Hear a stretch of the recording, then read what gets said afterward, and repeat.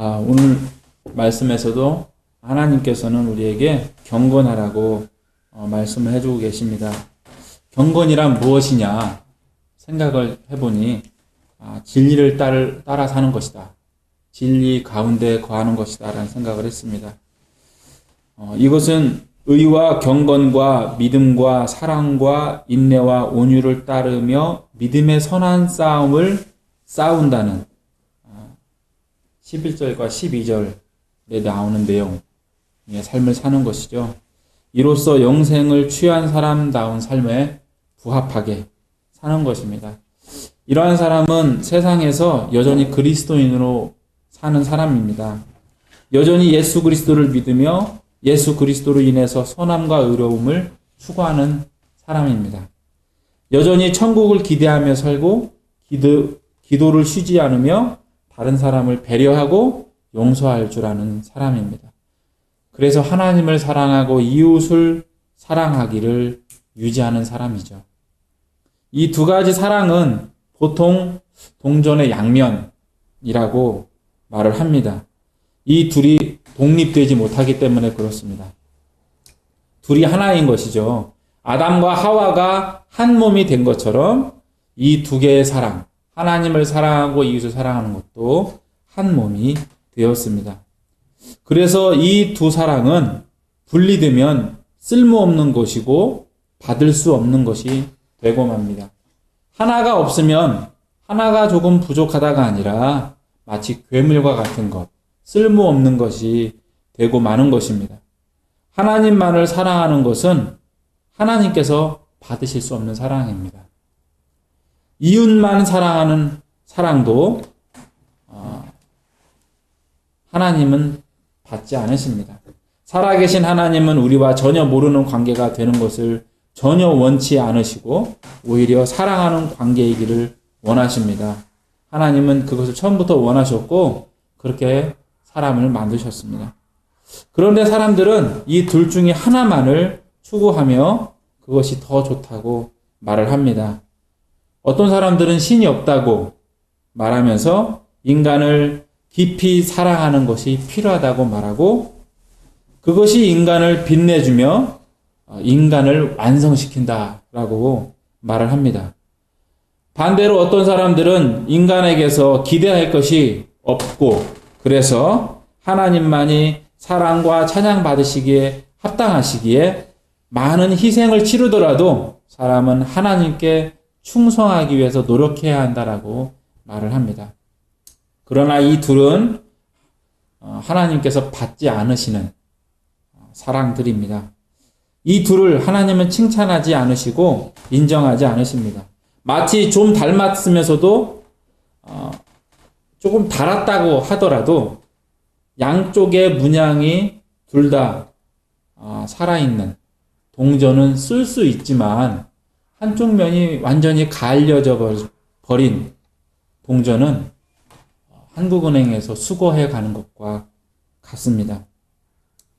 예수 안에 있는 우리는 여전히 하나님을 사랑하며 이웃을 사랑하는 사람이 되어야 합니다. 예수님의 은혜로 구원을 받았고 이것을 기억하여서 약속받은 천국을 선명하게 바라보며 살아야 됩니다. 반석 같은 주님의 말씀 위에서 기도로 닦여진 깨끗한 마음으로 하나님을 믿으며 또 만나며 살아가야 됩니다. 10절 말씀을 보면 돈을 사랑함이 일만하게 뿌리라고 말하고 있습니다. 아담과 하와가 하나님의 사랑을 의심하고 하나님의 말씀 대신 뱀의 말을 믿고 따른 것이 모든 범죄의 시작이 되었던 것처럼 하나님의 자리에 다른 것을 대신 놓는 일은 많은 범죄를 열매로 맺게 만들기 때문입니다.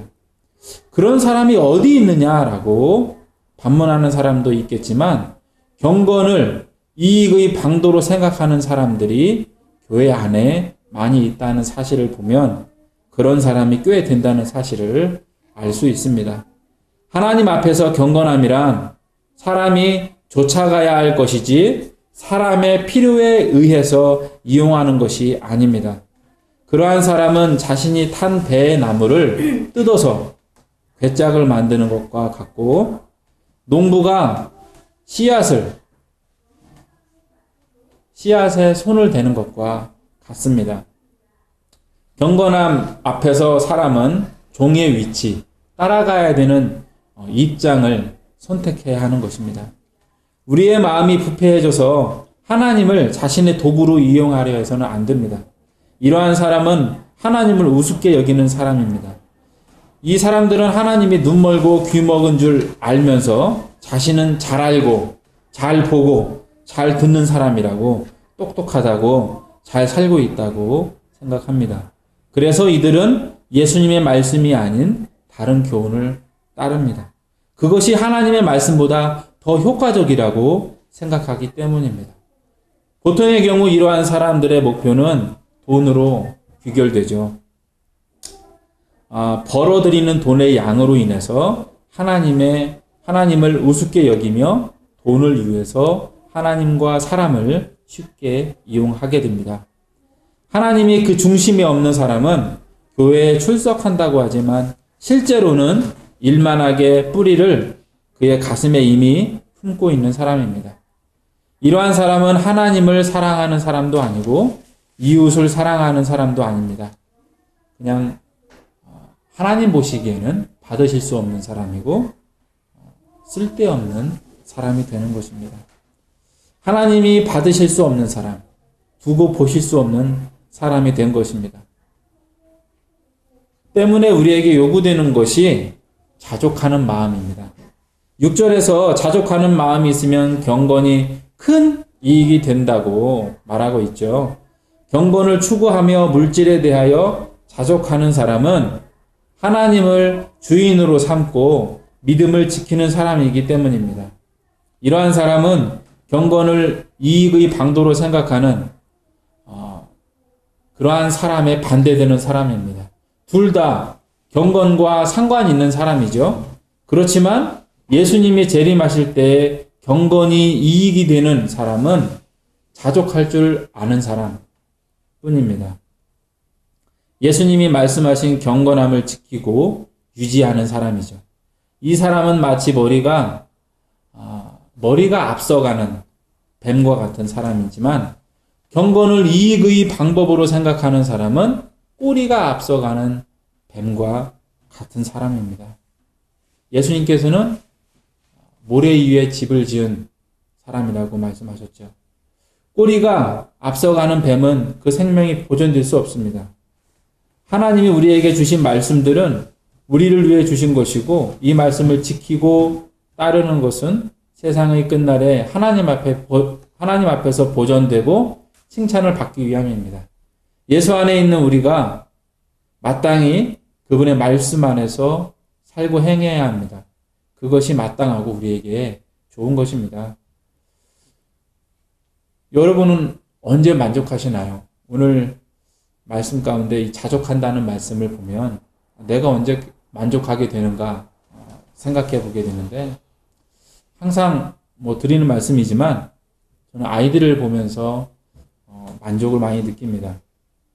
아침에 곧 일어날 때 아이들이 일어나기 전에 누워서 자고 있는 아이들을 보면 얼마나 만족스러운지 모르겠어요.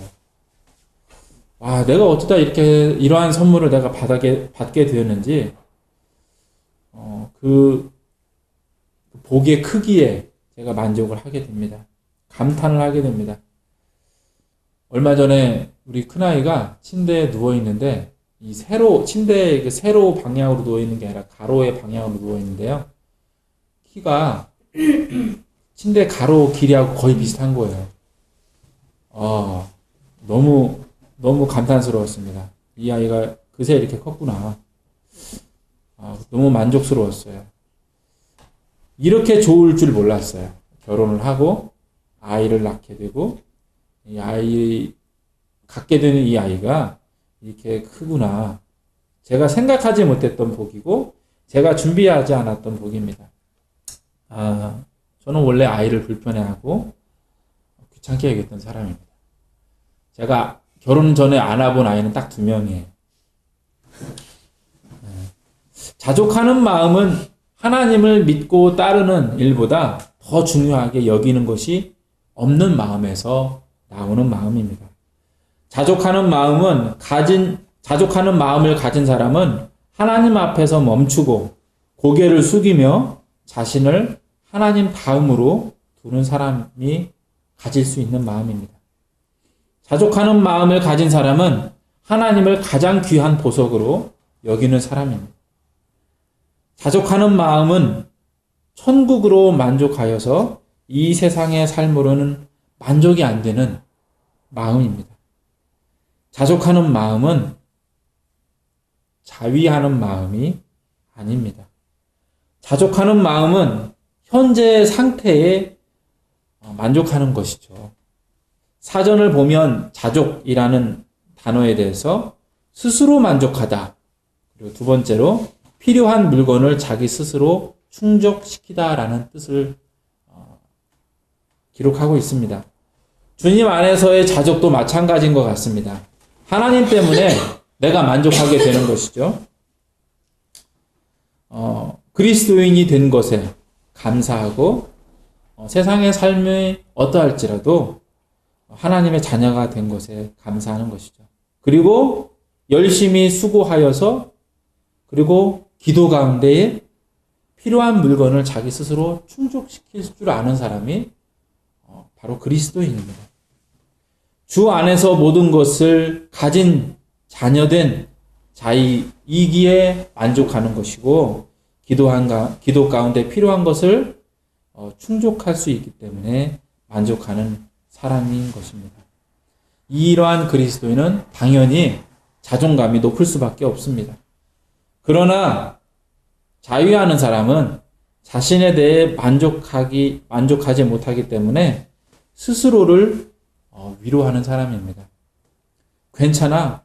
지금은 없지만 다음에는 가질 수 있어 라고 스스로를 위로하는 것이죠. 하지만 그리스도인은 만족하는 사람이기 때문에 자유하지 않습니다. 이미 만족했기에 자신을 위로할 필요가 없는 거예요. 필요한 물건을 얻지 못했을지라도 하나님의 자녀됨으로 귀결되어 그의 마음이 자족할 수 있습니다. 그러나 하나님이 없는 사람은 귀결될 것이 이 세상에서의 만족밖에 없기 때문에 원하는 물건을 또는 어떠한 것을 자신의 그 목표를 얻기 전까지는 자유할 수밖에 없습니다. 만족할 수 없는 것입니다. 지금 교회 안에서도 자유하는 사람들이 많은 것 아니냐 하는 우려의 목소리가 높습니다. 하나님은 자신의 이익을 위해서 부르고 물질의 부족함에 자유로 귀결되는 사람이 많다는 말이 있습니다. 하나님을 자신의 도구로 사용하는 것이죠. 우리 각자는 이러한 사람이 되어서는 안 됩니다. 이러한 사람은 무늬만 그리스도인이지 속으로는 세상 사람이기 때문입니다. 우리는 우리의 이익을 위해서 부르는 것이 아니라 우리의 필요를 위해서 부를 수는 있지만 그러나 하나님으로 인해서 만족하기에 하나님을 부를 수 있고 찾고 감사할 수 있어야 합니다. 6절 말씀대로 자족하는 사람이 되어서 우리의 경건함이 우리 인생의 귀결점이 되게 해야 합니다. 인생의 마지막 때에도 여전히 지향하는 것이 되게 해야 합니다. 하나님께서 은혜 주시고 이제도 주셔서 이렇게 교회로 모이고 교회로 하나 되어 주님의 몸으로 살고 있으니 이 은혜 가운데 머물되 열매를 맺기까지 그렇게 해야 하고 또 이 열매를 맺으시는 하나님의 은혜를 보면서 누림으로 하나님을 찬양하며 감사하는 자녀의 삶을 살아야겠습니다. 하나님께서 우리에게 약속하신 대로 그분은 우리가 감탄으로 맞이할 천국을 주실 것입니다. 그리고 그 삶은 이미 시작되었습니다. 우리가 현재의 삶에서 만족하는 것, 아니 그보다 더 큰 만족을, 더 큰 감탄을 하나님께서 이미 준비해 놓고 계십니다. 이 하나님을 기대하며 하나님으로 만족하는 여러분 되시길 바랍니다. 기도하시겠습니다.